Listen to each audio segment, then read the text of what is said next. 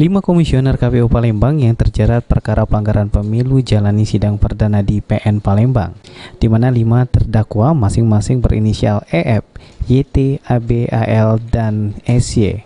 Dalam sidang ini mendengarkan dakwaan dari pihak JPU, yang mana dalam dakwaan tersebut, kelima terdakwa dengan sengaja sudah menyebabkan masyarakat Palembang kehilangan hak suara pilihnya.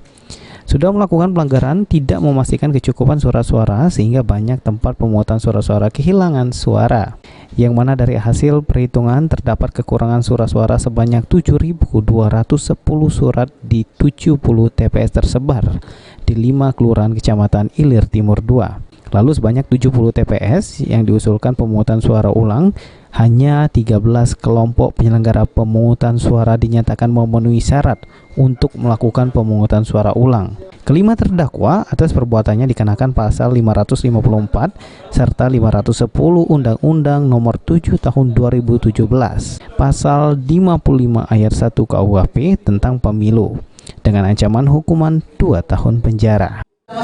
Nama lengkap Efdiana Esa, Insani, tempat lahir Pendopo, umur tanggal lahir 54 tahun 24 April 1965, jenis kelamin laki-laki, kebangsaan Indonesia, tempat tinggal Jalan Bayu Santoso nomor 2, Kamboja, Kecamatan Ilir Timur 1. Atas dakwaan JPU, kelima terdakwa melalui penasihat hukumnya Rusli Bastari langsung melakukan keberatan atas ekspansi ke Majelis Hakim PN Palembang dikarenakan soal penetapan pemungutan surat ulang semestinya diajukan 5 hari sebelum pengumuman nasional.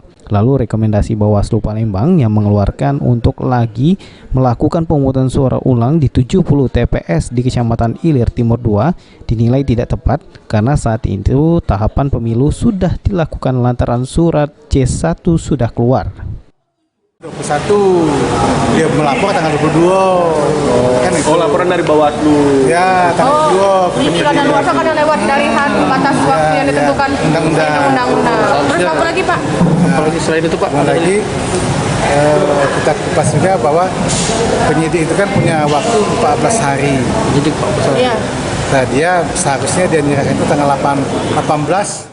Selanjutnya, sesudah mendengarkan eksepsi dari para terdakwa, Majelis Hakim yang diketuai Erma Suharti menunda persidangan untuk jawaban dari pihak JPU atas eksepsi terdakwa di sidang berikutnya.